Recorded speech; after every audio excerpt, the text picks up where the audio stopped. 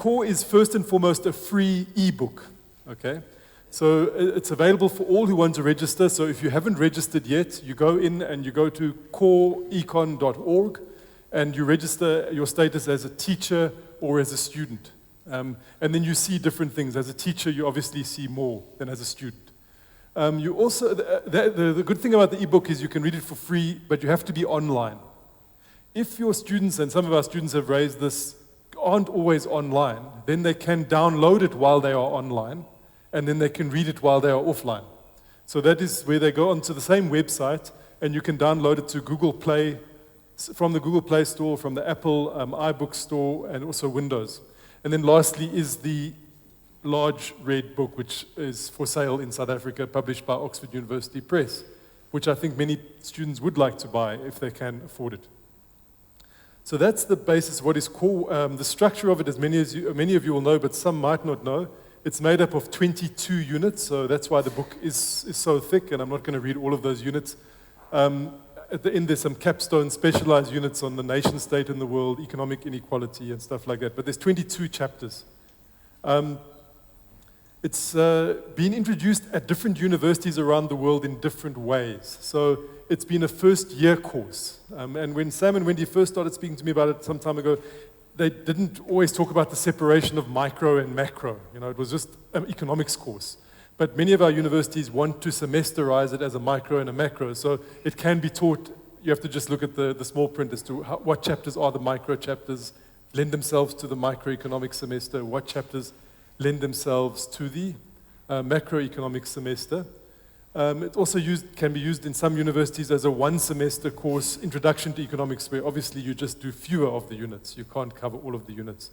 And lastly, there's a public policy course where Core is used together with another textbook, which is available to those who register free of charge on the Core website, called Economics, Society, and Public Policy. I apologize for the spelling mistake. All right. You'll see on the website that's taught in different ways, pedagogically. For those of us who are traditionalists, we'll stand up and we will impart our wisdom to our students, and we hope they listen very closely because we are very interesting.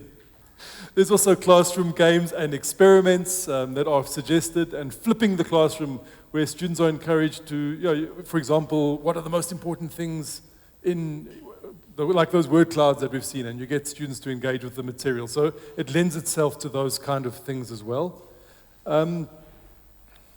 Teaching resources that are available, this is really interesting because without this, it's hard to do, and this will support the teachers. Most of these are available to the teachers and not the students.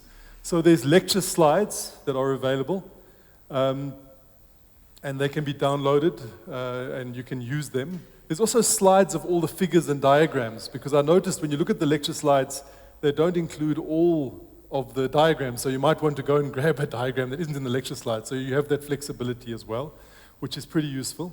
So here's a slide, for example, from Core, from South Africa, the old age pension. I've just pulled it out there. It wasn't in the lecture notes for the unit, but it was on the pictures of all the slides. So this was the old age pension in rands per year. We always think about the pension being 1,000 rand a month, but this is rands per year on the left-hand side, from 1965 to 2005. So white pensions were 20,000 rand a year in the 70s, colored pensions 10,000 rand, African pensions 5,000 rand. And as we moved towards 1994, the decision was obviously taken that pensions would have to be the same for all race groups in the country. And then this is the old age pension as we know it.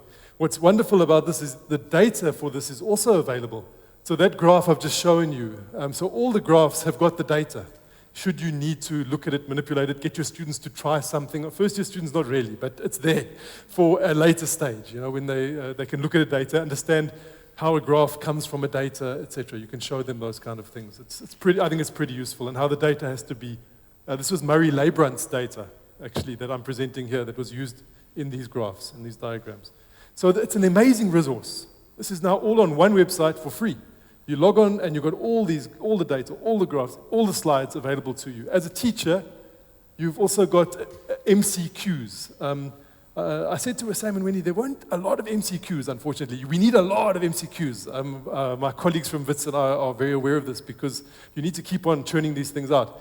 There's more coming. Wendy will tell us about that. I'm not quite sure what is meant by machine gradable questions, how exactly you define that, but there's going to be 900 of those coming soon. At the moment, there's just 10 or 20 per unit. We need a lot more.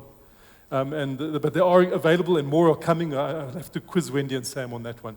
There's also questions and answers for exercises available. The students can see the questions and the teachers can see the answers, as far as I understand it. So that is very useful as well. There's quite a big bank of those kind of materials, but there's teaching guides are provided. So there's like brief overviews of the big picture of what's happening in each unit that the teachers, before you dive into it, just giving you an overview of the chapter.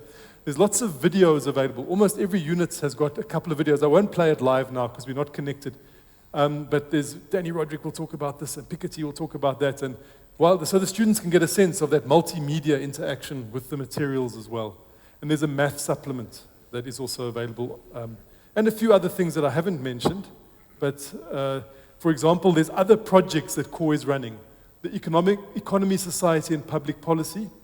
You can take a look at that now. It is something that might be more aimed at non-economists. People are just doing a bit of economics. So they can get us, maybe they're doing engineering or medicine, or they want to do a year or two in economics, or a course in economics. It would be more designed for them. And there's a supporting material that comes with that called Doing Economics, which has lots of data and information that can be used with that. And then there's another website called Core Labs, where hopefully all of us will start putting our course outlines and our semester outlines and notes and whatever it might be, where all the people teaching core around the world are just contributing. And you have to register for that on a separate website. That's not on coreecon.org. You just go to Core Labs and you register for that. It's slowly ticking over, and it sends you emails whenever anybody does anything as well. So it's quite a useful resource. I think it could grow in use.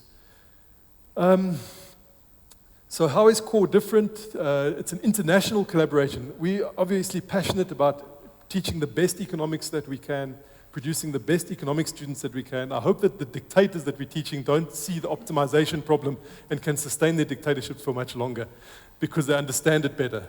But we're teaching the students the best we can, and I think to do it alone would be very difficult. But to do it as part of a global collaboration of economists. So you can imagine this room reproduced in 50 countries, where people are sitting and meeting and saying, well, how do we do this? That global collaboration is almost like a precondition for me to do this. We need to be part of a global movement. And it seeks to teach students how to be good economists, start with a question, look at the evidence, build a model, critically evaluate the model, articulate an economically reasoned and empirically informed analysis. So those tools of the trade for an economist. Pose the question, model it, answer it. Is this a good model?